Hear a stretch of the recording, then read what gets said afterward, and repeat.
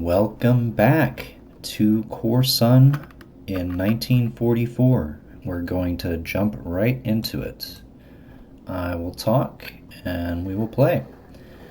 I am viewing the replay of turn 1 of a play-by-email match with an opponent that I have been playing with for some months now. This is the third scenario that we've played together, and it's nice for me because he always whoops my ass, and he just always whoops my ass. So I get to lose, and I always learn something from playing him. He's a long-time player. He's good at what he does. So here we are in Korsun, or I believe modern-day Kherson. Korsun 44 is one of the first Panzer campaign games that I purchased. It's just an interesting battle. It was just like a blatant attempt that everybody saw coming to encircle a German army. It worked. The army didn't get annihilated, but it got the piss kicked out of it for a couple months. I bought the book. I haven't read all the way through, but the first video that I did on my channel for Panzer campaigns was Korsun 44. It was the first couple of turns of the 53rd Army scenario. So if you zoom out on the map, there's a salient, and there was an attack on the eastern side of the salient and an attack on the western side of the salient. And the attack on the western side of the salient happened the next day, like day 2 of the attack all told. And this is the scenario that we're playing. The other video that I had done was that eastern side, and this is the western side. So I'm jazzed about it. I haven't played a lot of Korsun 44. We're gonna take a look at the scenario. We'll give it some consideration. I might also take a look at the larger Korsun map. But this is I didn't do like a planning video for this. I think that these videos are going to be quicker. So it's a little bit of a different format for me. Typically what I do is that I record, I play Tunisia, I record myself playing for an hour. I did start the Kharkov 42 campaign with allegedly Caleb, and we're still on turn 1 of that. We agreed that it's going to be like a pretty low-key game, so whenever I make a video about that is whenever I make a video about that. Sorry if you've been waiting. But yeah, so where we're at right now, we just finished the turn replay. This is a smaller scenario, so this is the size of the map, and it's a pretty intense attack on a narrow front.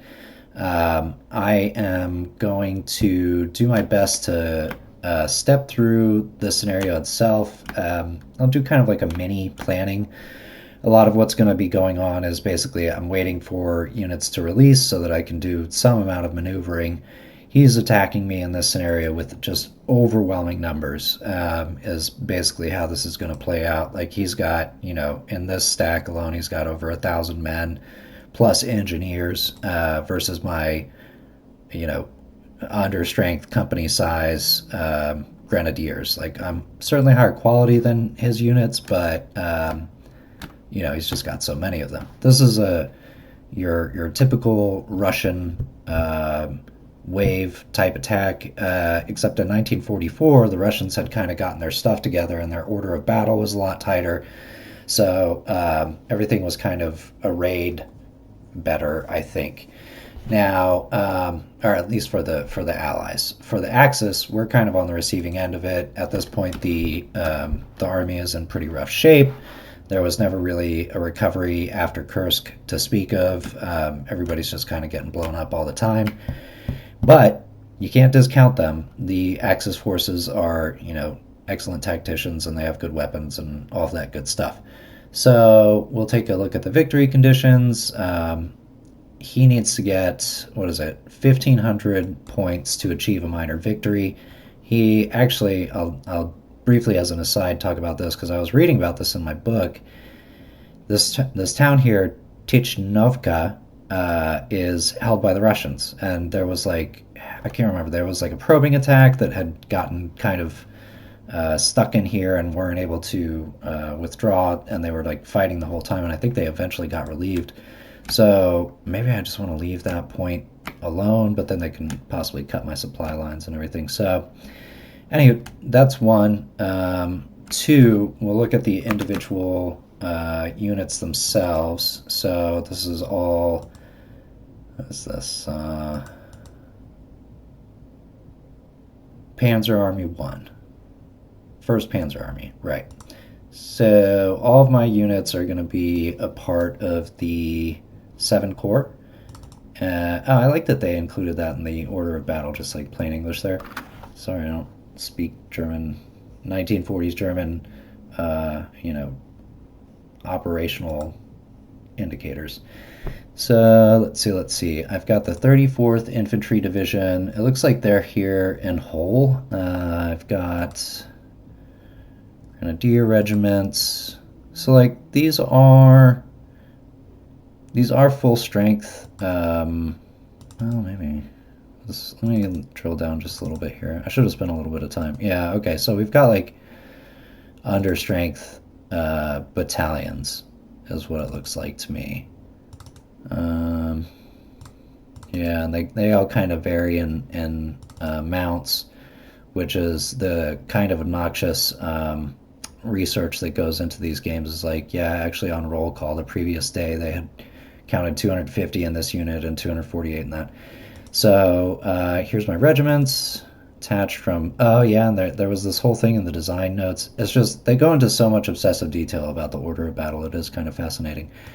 All right, so that's the, I'm not going to break down every single unit, but I want to look at least at the divisional level. So here's the 34th Infantry Division. I've got the 75th, which is hanging out in the left flank over here. I think that these units are going to be fixed for a while. We'll take a look at the releases here in just a bit. Here's the 198th in the dark blue. Court troops.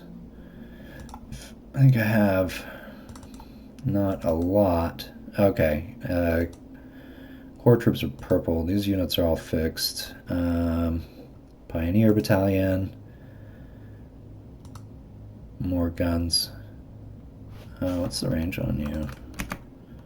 Not far enough. Let's see, what else do I have? Here's the 42nd Corps, 88th Infantry. Lucky number there. So that should be about what I have. Good. Let's look at the victory points. Dybinci is going to be 50. Really the prize back here. Boguslav. So if I can, basically prevent him from getting down this road is what I'm after. It's a 27 turn scenario. 27 turns. So he's got a pretty good amount of time. Now, something I do want to touch on as well is snowing the whole time. So visibility is 1 kilometer, which is bad because I've got a lot of ranged firepower and I can't see that far. Tomorrow might be better, but for now it's just going to kind of be a close range slugfest. Back to the point that I was making as far as this victory point. So here, Boguslav, like if I can block him from getting through on this road. I don't have any engineers over here. I don't think. No, I don't have any engineers. Well, this guy, he is not motorized, but he could potentially make some headway, like especially this elevated road here behind Dybinci. Like I'd almost say I'd rather, give up a northern flank or something and pack in a bunch of units to try to save Boguslav, make him pay for that as much as possible. Krasnogorsk Krasnogorodka is 50 victory points. Medvin over here is another prize at 100. So they're kind of, all the victory points are kind of set up that way. Well, Lysyanka, I guess that's the major victory point for the Russians. Roads are going to be super duper duper important. I remember that when I was playing the 53rd Army scenario, is that like as the Russians, in order to be able to move your tanks up, you've got to control the roads. So actually the tanks weren't that bad. They could cross country pretty well, but like all the support units, all the artillery and everything, they could only move one hex per turn unless they were on a road. So anyway, roads are going to be super important. It doesn't look like I really have enough engineers to be what here's some more engineers. They're fixed. Okay. So let me just take a quick look at that. I'll probably look at this again, but I got no reinforcements in this scenario. So today is the 26th of January at what, 6, 8, 6. Okay, so I get these grenadiers, the entirety of the 198th, the entirety of the 34th. So I'll be able to move units around pretty early on. That's going to be in what, turn 3, I think. Get some additional guys there, and then tomorrow I get a few more units released. But yeah, I don't have any reinforcements coming now. I was on my own. So coming back to what I was talking about with just kind of the roads in general, I really have to defend them. This position here is like elevated, so they come up on this trench line and have a good firing position.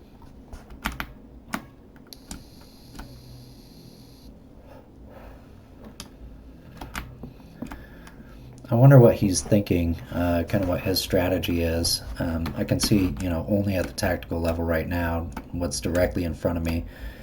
Obviously, he's going to drive towards Lysyanka. He's clearly has a lot of units right here. These are just regular infantry. I'm keeping an eye out for his guards units, which I can actually identify by sight. These are all regular units. So I'll try to disrupt his engineers as much as I can and prevent them from clearing the mines, because the mines will slow any unit going through them down. Yeah, this is going to be a tough one, I think, for the Axis. Like I said before, I don't mind losing, but red Kodub. Is there a... Ooh, there is a bridge there, a heavy bridge there. Oh, maybe I can blow this bridge. That would really slow him down. Maybe I can blow some of these bridges.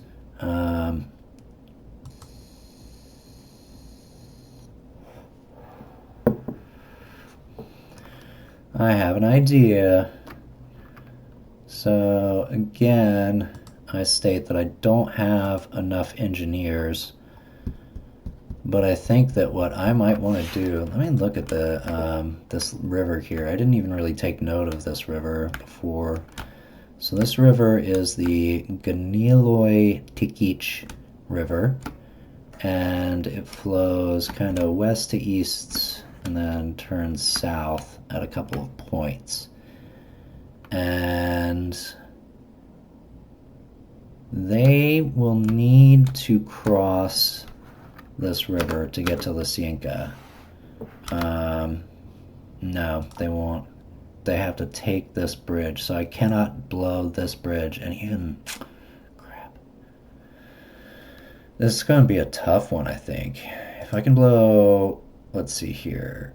Of course, the victory points are on the other side, on the side that he's attacking into.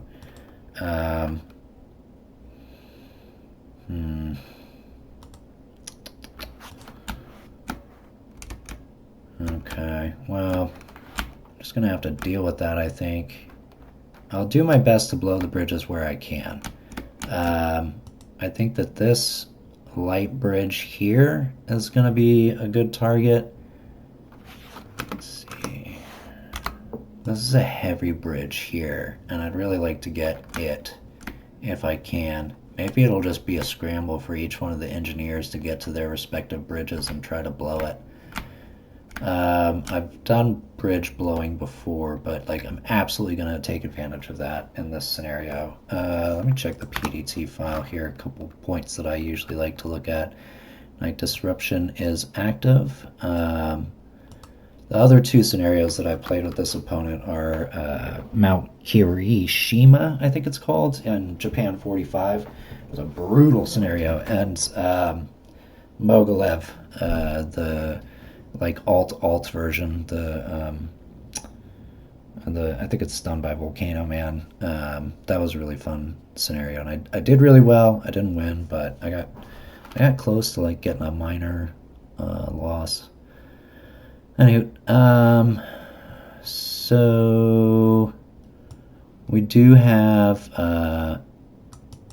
wireless intercept because I originally sent the play-by-email file with version 4.05.1, which I kicked myself over.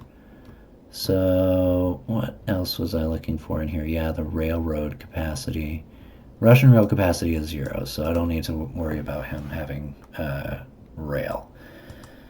Okay, so all that being said, let's start this out and let's blow up some engineers to get things popping off here.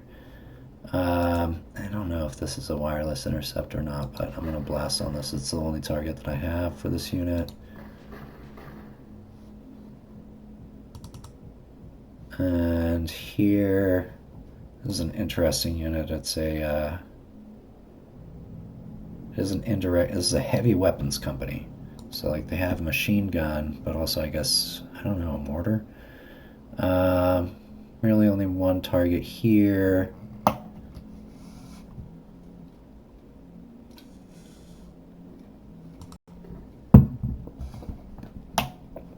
Okay. What else? What else? Good. I can finally start firing on some of these engineers. Oh, these aren't machine gun companies, are they? They're like, I don't know if you'd call them mortar companies, but let me concentrate on this unit here, and hopefully I can get a disruption anywhere. That'd be nice for me, wouldn't it? You know what? I think I'm going to switch targets because I want to keep them off the roads as much as possible. Okay. This unit here.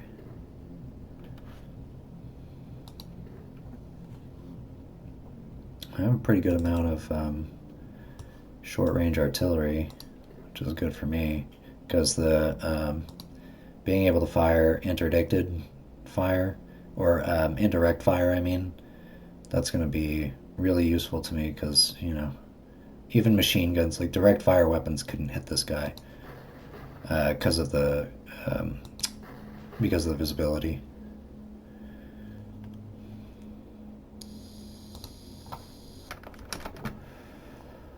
He's got so many guys.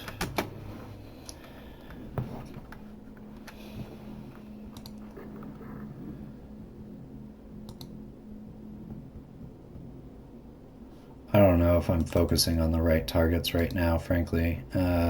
Makes sense to attack his engineers, like on paper, but once his engineers clear this row of mines, like they're not really going to be doing anything. I guess they can assault. He does have powerful assaulting engineers. Let's see, which side is more vulnerable here? Probably this one closer to the engineer, and that's oh, they already have a disrupted unit, so that's good for me. Any disruptions that he suffers is a little bit less that he can pour into his attack. So I'm not going to bother with this engineer. Oh, see, I just picked the wrong target there. That unit was already disrupted.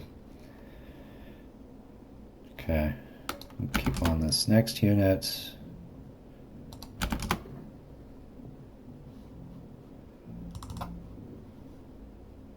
Same engineer here. Ah, we got the disruption. Excellent. That was good. It's a good development for me. And I'm going to switch back to this engineer.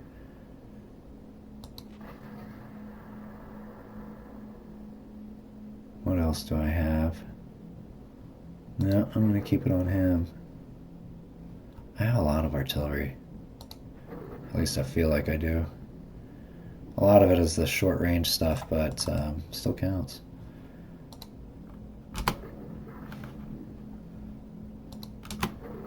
This is effective too. Dang, another disruption.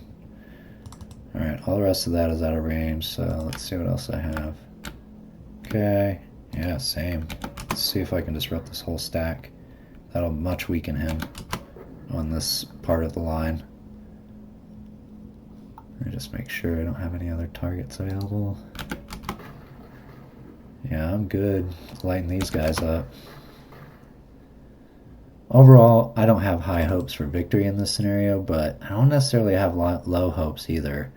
If I keep my stuff together, you know, if I stay focused, I think I might be able to pull off like a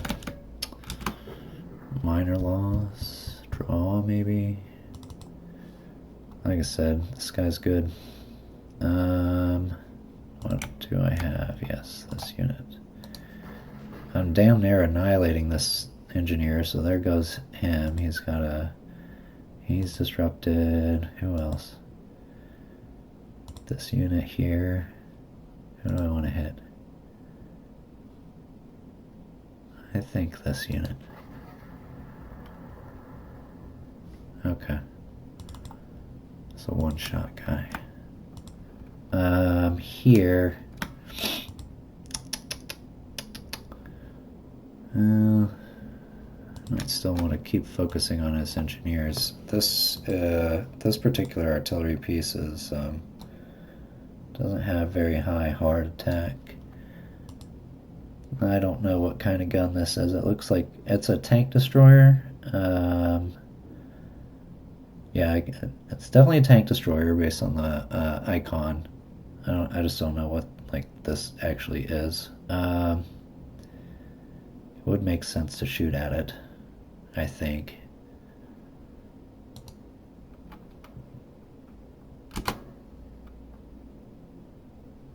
I caught one. Sick. All right. Okay, here's this. Only got one target here.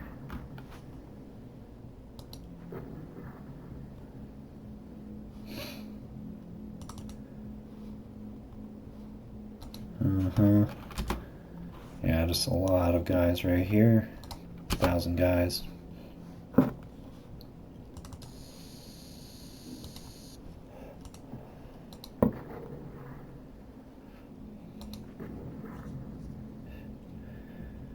Okay.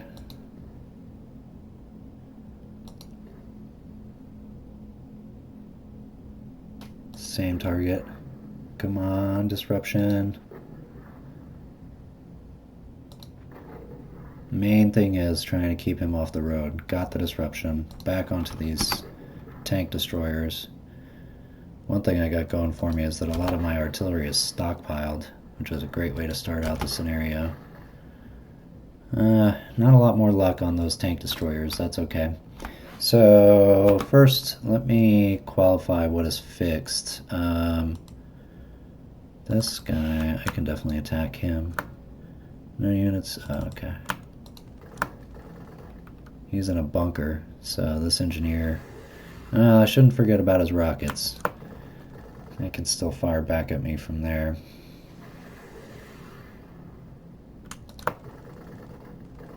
No effect, no effect. Here come the infantry. We're just going to light these guys up. Now, his strategy is basically repeatedly and vociferously assaulting. Like, I know that this bunker is going to be assaulted. He has nowhere else to go, and he can't really attack me. So I know he's going to assault into that bunker, and he's probably going to overcome it. I will be able to move this. Which unit is this? This is the, oops. Got some return fire here, lost a couple guys. Okay. This is the...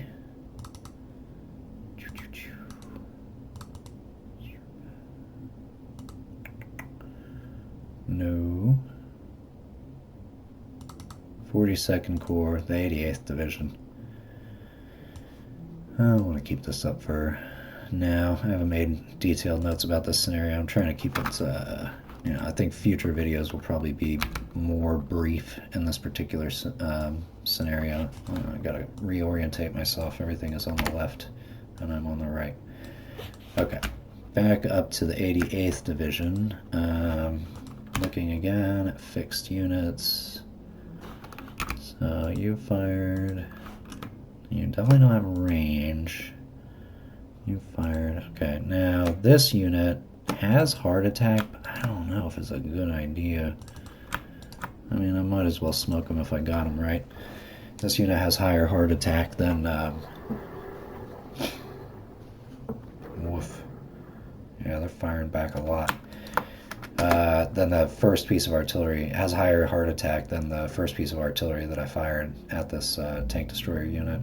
So, I don't know. If you're reading this in the comments, should I be focusing on this tank destroyer? Help me become a better player. I got another one of them. The way I see it, I'm eliminating his maneuverability advantage, so... I'm going to focus on the engineers here.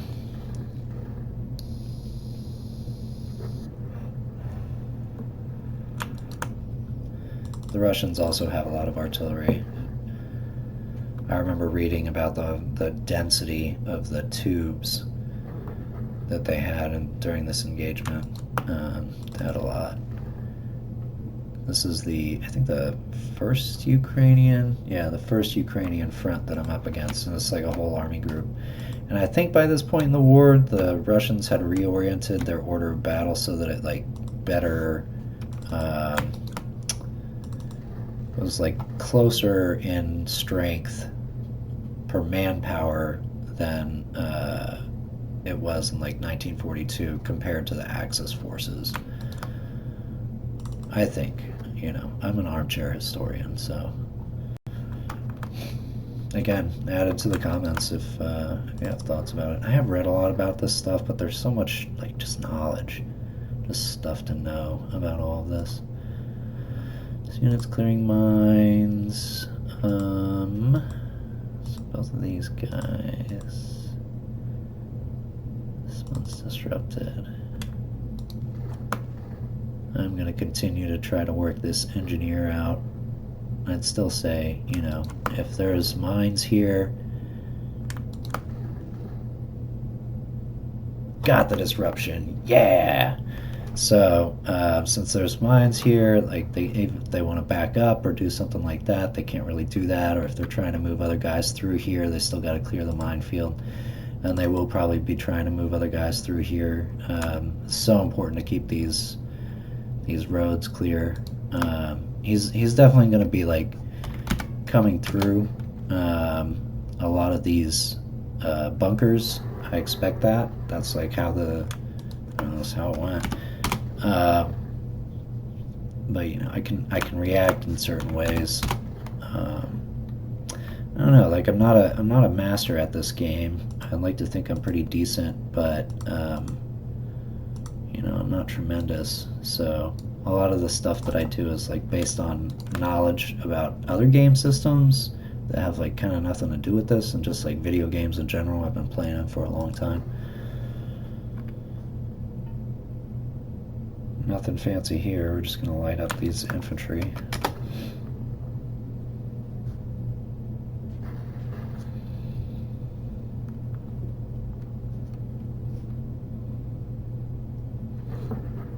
That was a lot of counterfire.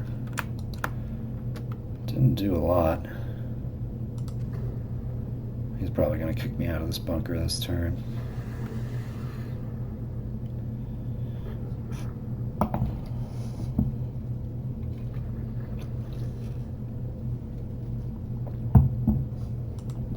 overall, I would say his primary kind of goal in this scenario is going to be traffic management and like opening up lanes for his units to advance. I know that was definitely the challenge. Oh, nice, I got a disruption on them. That was definitely a challenge in the other Korsun 44 scenario that I played, was basically like how to keep roads clear. Like I ended up building a bridge over a stream. I did finish that scenario eventually, and I lost major defeat because it's more of like a race to the edge scenario, which I didn't fully understand when I started playing it. That was pretty early on in my Panzer campaign's career that I had been playing that scenario. I think I'd probably be better at it at this point. What else? Okay, so you... Am I firing at the wrong unit? Probably. Okay. What else? Yeah, we can just shoot up these engineers since they're sitting here. Okay. They have a lighter attack on this flank. These units are only 200 men. In the center, they have 500 men battalions. So I don't know if these are company strength or what, but they're lighter. Or lower strength, I should say. Okay. Now, back to highlighting fixed. That is good. This unit doesn't have really a target that I can fire at. Okay. Fixed. Let's go back to the top. I'll cycle through all of my units, but okay. We've got these Boguslav support. So like it would be really useful to me for you guys to get your butts moving. Oh, their fire ability, I don't know what that means. I'll have to look at the manual for that. Let me check it out really quick. I remember it means something. Fire ability. Immobile units. The fire ability of these guns is displayed. Depending on the order of battle, certain units may be given a speed of 0. This means they cannot move in the game. Typically these units are artillery guns without available transportation. So these guys are... not artillery. They just can't move. Alright. Fine. What else?